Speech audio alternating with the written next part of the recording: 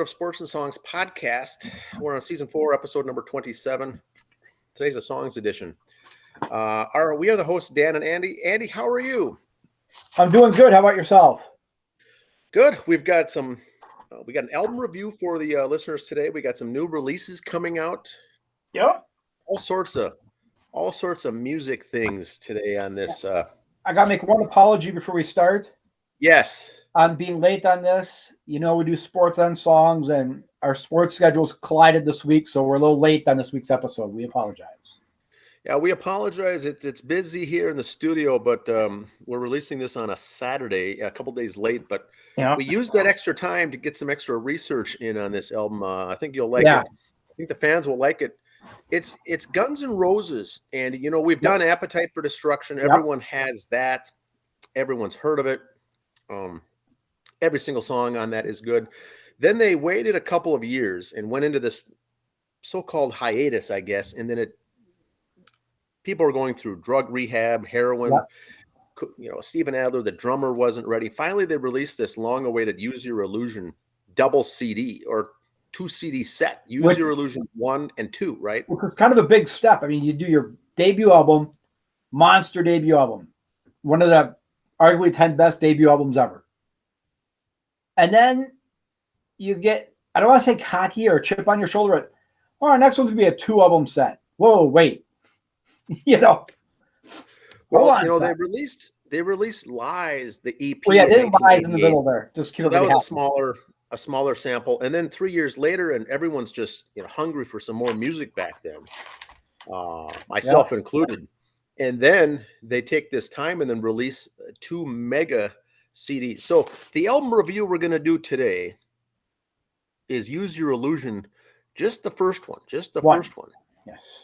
So number 1. They did 2 of them and released them both, and it was just incredible. But here it is, Use Your Illusion. This was really their 3rd studio album by American hard rock band Guns N' Roses, released September 17th, 1991.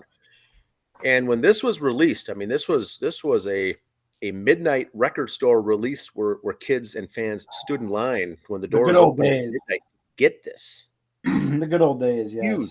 Debuted at number 2 on the charts. It sold 685,000 copies its first week. Was Use Your Illusion 2 the number 1 album then? Use Your Illusion number 2's first week sales was 770,000 units. Was that more or less? So, I didn't hear that. You know, as of and this album, each of these went 7 times platinum. Jesus.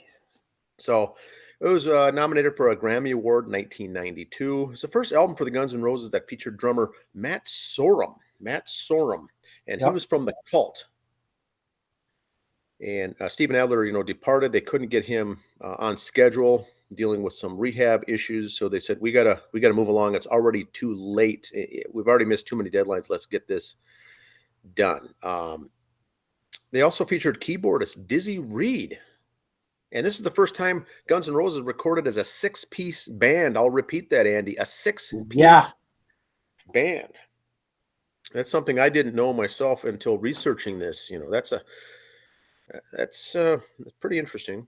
Now, Use Your Illusion albums represent a turning point in the sound of Guns N' Roses. Although the band did not abandon the aggressive hard rock sound that it had become known for with 87's Appetite for Destruction, Use Your Illusion 1 demonstrated a more diverse sound incorporating elements of blues, classical music, heavy metal, punk rock, and classic rock and roll.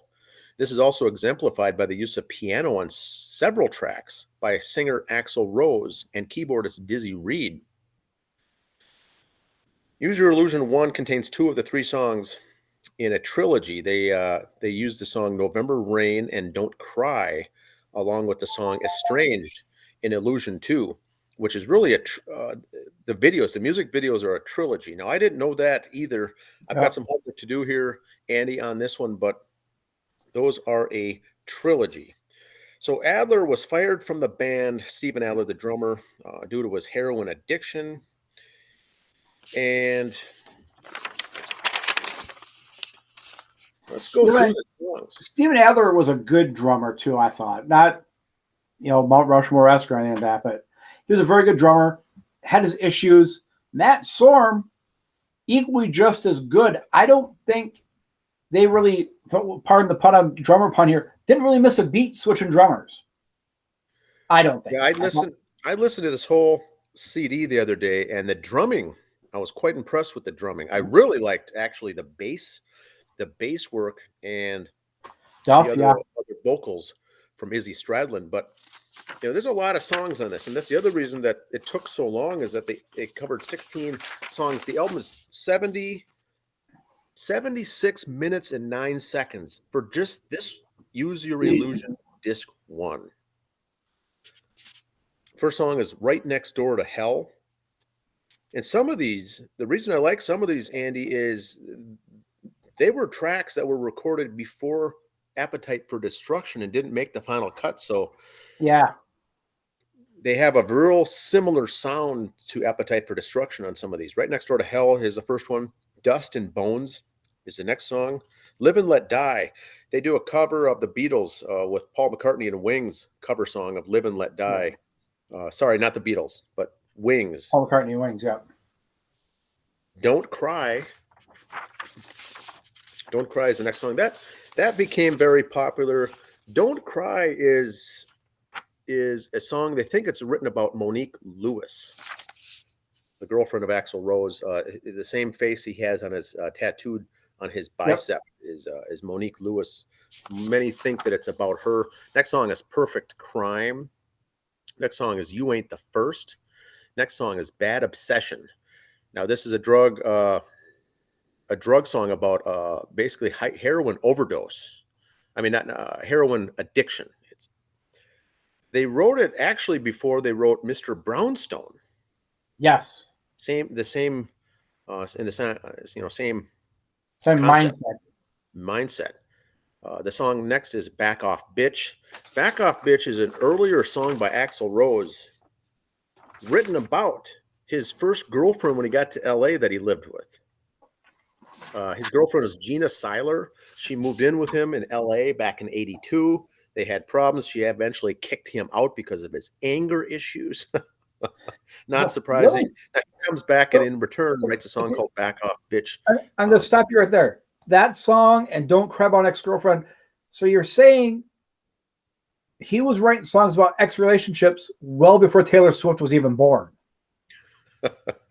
And she made a career out of it. So just saying, yeah, he stole that from Axl. A lot of these. There's songs, these songs here are drugs or women songs. Drugs or alcohol or women. It's your typical rock and roll. Yep.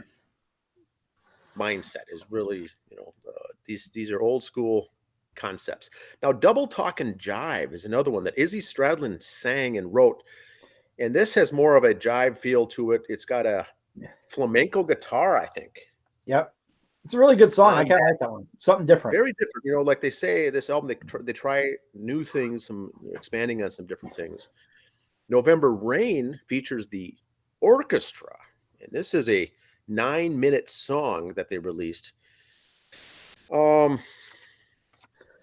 song. The rest they're right at 5 minutes, 4 to 5 minutes. All these songs. There's a couple long ones that extend it out, but the next song, I didn't know of this one until I did the review, but the song The Garden features Alice Cooper in the song with some talking parts. Alice Cooper, of course, very good. Next song is Garden of Eden. Don't Damn Me. The song Don't Damn Me is, the lyrics get into some good stuff. Basically, by being a rock star, don't idolize me, he says, and also don't damn me. I'm just a regular person like you doing my thing. I don't want kids to idolize me, and I don't want the parents to damn me. This is just a role that I'm in, and it's got some pretty good lyrics on that. Very Charles Barkley-esque. Yes. And then it finishes off with Bad Apples, Dead Horse, and a 10-minute song called Coma. Now, Coma is it's kind of like the Kickstart My Heart from Motley Crue, where it's written after a real-life flatline story. Coma. Couple guys in the band overdosed on drugs. They tell about their story here on the show Coma, on the song Coma, to talk about their background there with Slash. I think it's Slash and Axl Rose that it's written about. I think so, yeah. Now the personnel, we're all going to know this, but Axl Rose on lead vocals / lead guitar. Some real good work on guitar here. Izzy Stradlin does some backing vocals, plays acoustic and lead guitar, and 3 songs he sings. I thought Izzy Stradlin did a great job on this. Duff McKagan, really well done on the bass. Matt Sorum, we said earlier, drums, and Dizzy Reed on the keyboard. And they bring in a bunch of extra people as well. There's a lot of backing vocals on this November Rain, a lot of horn section on Live and Let Die. Yeah, and Duff McKagan is very underrated. People on this. So overall, what were your thoughts on this one, Andy? Well, I think, like I said, Duff McKagan is very underrated. He kind of gets lost in the shuffle with Axl and Slash having some big personalities. And then the whole Steven Adler situation, and then you add a guitarist, and Duff kind of gets lost in the shuffle, and he's more than happy with it, I think. I compare him to a lot like Bobby Dahl from Poison, the bassist for Poison. Okay. It's kind of lost in the shuffle. It's Bret Michaels and it's CeCe DeVille and all this, and then just Bobby Dahl's kind of sits quietly, just plays bass and is the brains of the operation in a way. Very strong bass in this album. And the drumming, looks like Matt did a great job on drumming.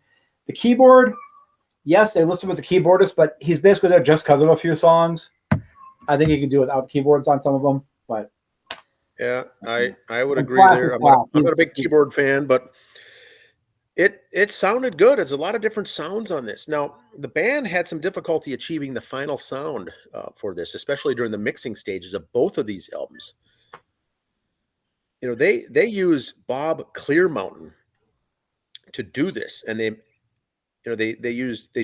covered and mixed 21 tracks with Bob.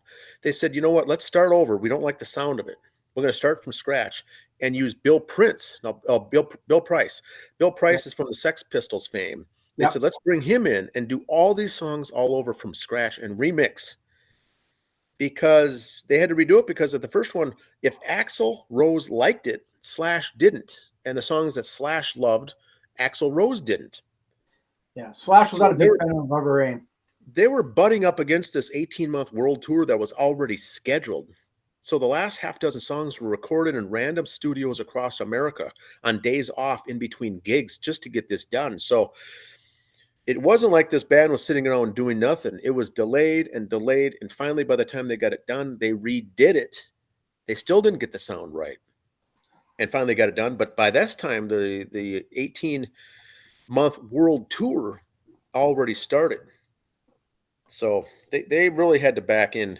Now, I like the story of the song Right Next Door to Hell, Andy. It's a product of the discord between Axl Rose and his West Hollywood high-rise neighbor, Gabriella Cantor. Cantor had Rose arrested and sued, claiming that he hit her with a wine bottle. He denied the charges and labeled her as a, quote, fanatical fan. The condo was eventually given away in MTV's Evict Axl contest. So they got a Finnish guitarist and songwriter to come in and help write it. He once worked, that's Timo Kaltio, once worked with Hanoi Rocks. Yes. And he played a chorus riff of the song at his home when Izzy Stradlin was visiting and says, I think we need to use this. Now, I love this riff in this song. Right Next Door to Hell is very good. And he just winged it. But that's the Right Next Door to Hell is the neighborhood Axl's neighbor with all the shenanigans going on. I am sure there was many, many shenanigans. I had a crack staff here look this up. You're going, Use Your Illusion 1 was 2 on the charts, and Use Your Illusion 2 was number 1 on the charts. Okay. Mostly across the world. 2 always did better than 1. Looks like everywhere. So probably not by much, but just by a little bit. So we'll add that to the review in the queue here down the road to cover that second one, because there's so many songs on these. We're just going to focus on the first one today. Yep. Now, many people, Andy, have commented on the artwork on the cover. What was that? What's the artwork? Why did they use it? I've heard different things on it. I just, at the time, especially when it came out, I was kind of like, okay, it's Guns N' Roses. It kind of looks controversial, and that was kind of their middle name. And they didn't need it either. They could have just put GNR on the cover and it would have sold fine. I don't think the album cover helped or hurt sales at all for them. They were in that market. They had, the listeners by the short and curlies, they could have done whatever on the album cover and have been fine. But that's just Axl taking the team behind them, taking it that next step, going a little bit farther for a little more media attention, free advertising. I think the artwork was done by Mark Kostabi from Estonia, and they go into the detail of Raphael's painting of the School of Athens. The School of Athens is what this took from. The original name of this painting was titled "Use Your Illusion," so that's where they got it from. Yep. I like it. I mean, it's the other album was the same exact cover, just with a different color format. The cover was the same artwork, and one was it blue or purple? One was yellow and red. But that's it. It's easy. They don't have to go through and get artwork from two different people. They got one to use on both. They just did the shading. The rest of it looks exactly the same for both of these albums. But their first album cover, Appetite for Destruction, to this day, that's still their T-shirt, their logo. How many people got that tattoo? How many other bands is one of the best album covers of all time, and it became their brand. Like you say, that's what's on the T-shirts. That's their brand. They kind of wanted something different that you couldn't copy. You couldn't just easily draw on your textbook cover in school. But they try out some different things in this album. There's some blues. There's harmonica, orchestra, and I think the overarching comment to this is the songs that they released. Here we go. They released, and this is not either good or bad, but they released the song "Don't Cry" first, which is another kind of a ballad, long song.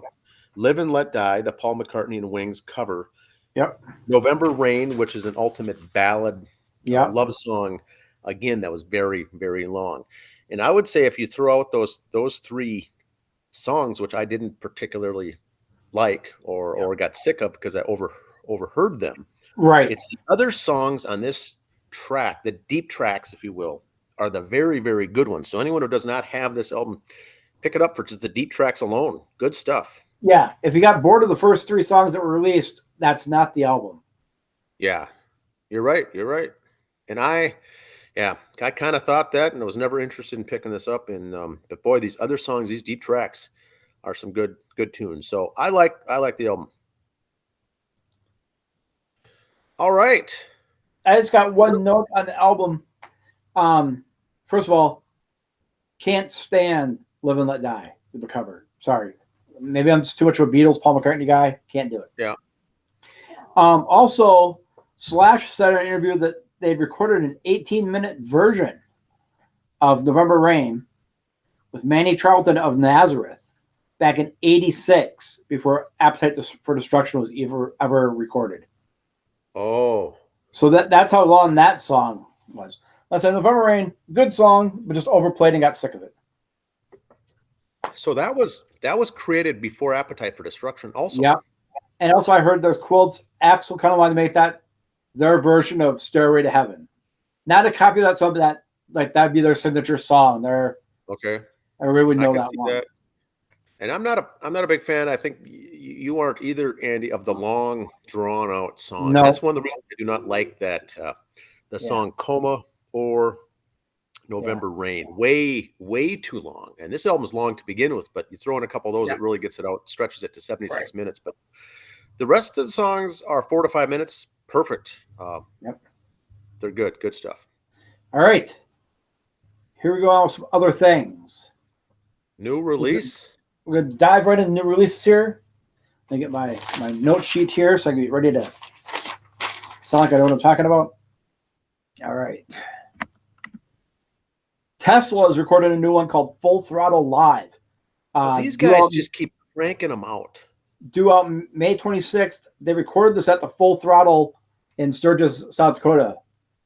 So, really? At the saloon there, yeah.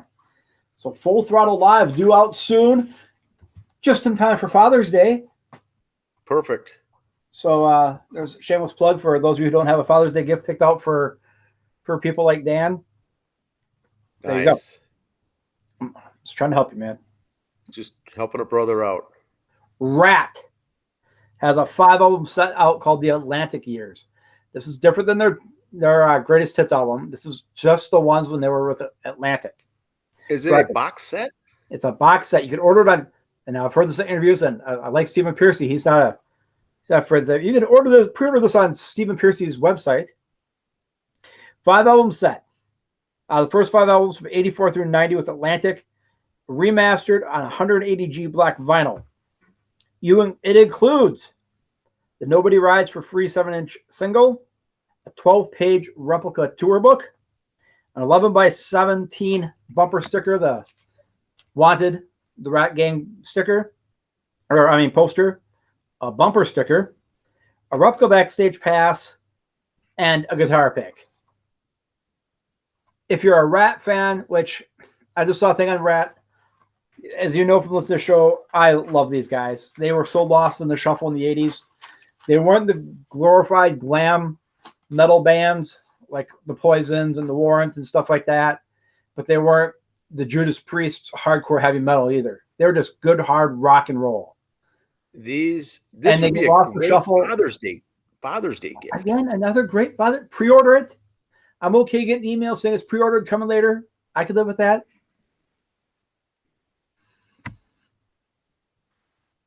Corey Taylor, CMF2 coming out in September. Corey Taylor of Slipknot fame has another solo album coming out for those of you into that. I'll read some concerts coming up, just a few local concerts here in the area. Mr. Zero presents the 3rd annual Trib Fest. 1 day, 5 bands, 1 price, Minnesota Music Cafe. We went there last year. It's a great venue. Hotels nearby. Ubers are very accessible. Great location. The Mod Garage playing 60s music. Sir Psycho, Chili Peppers cover band doing 90s. Kissin' Time doing the 70s. Hellion, a Judas Priest tribute band doing the 80s. And Rattle and Hum doing the 90s. U2 cover band. I went blank on their name. U2. Sorry. U2 cover band from the 90s. Right there. That's a fun event. Dust and Bones, a Guns N' Roses tribute, will be at Bogarts in Apple Valley, September 9th. Now, I know that's far away, but it's right on that Labor Day weekend. So if you don't blow your PTO on Labor Day, go check these guys out. Very good. We saw them last year at Trib Fest 2. They're in character. You close your eyes. If you've ever been to a Guns N' Roses concert, listen to these guys and just close your eyes. And you will think you're at that same concert. The sound, so you don't get distracted by the looks going, oh, that's not really him. Just close your eyes and listen, and you can't tell the difference. And then open your eyes back up and enjoy the show. They put on a great show, but they got the sound down really good. So very impressive. The Slash guitarist player, very good. Axl Rose character, very good. So highly recommended. Def Legend, our friends Def Legend from Texas are going to be back up here coming up a couple times. Treasure Island Casino in Minnesota on September 1st. Saturday, July 1st. There is the Island Casino right there. Bunch of bands. Check them out. And then the 3rd, they will be playing also at Fun Fest in Eagan. Yeah, they are good. They're very good. Def Legend, you'll see them at Fun Fest. And I got one more thing. You know I can't just let things go. Yes. Everybody says rockers are a bunch of idiots and a bunch of this and that. D. Snyder, very well located. But here you go. Talon from Non Grata graduated nuclear medicine technology. Awesome. He is the one in the middle. The one in the ponytail is the boy Talon. The other 3 girls have their hair down and long. But so congrats to Talon. Like Non Grata put on their Facebook page. Let's hear it for our boy Talon. Not only is he our infamous shirtless drummer, he's also a genius and graduating from Nuclear Medicine Technology School down in Iowa. So well done, sir. So everyone who says rockers are a bunch of idiots and druggies and don't know anything, screw you. Talon, congratulations, young man. That's another that's another band to see, and they've got new music out, new tracks. Follow them on YouTube. They got stuff out. Follow them on Spotify. Non Grata. We post their stuff on social media a lot too, and they got things out. They basically tour the Iowa area. They dip into southern Minnesota once in a while, but worth the drive if you're down in that area and that's your jam. But just wanted to kind of let everybody know that not all rockers are idiots. Some of them are smart. And some of them are idiots, but it's a different, diverse group than what the stereotype is. And not only is Talon a talented drummer, not only is he a smart kid, he's got this degree, he looks like Caitlin Clark. Yes. He's got it all going for him. He does. Well, one of the good guys there. That is good. They're a good band. Midwest. Shadow wants to say hi too. There's Shadow. Now, anything else, Andy? No, that's all I got. So it's summertime, so check out your local bars. Check out the bands there. Enjoy the outside weather. It is good. We will see you next week. Have a good week, everyone. Bye. Bye.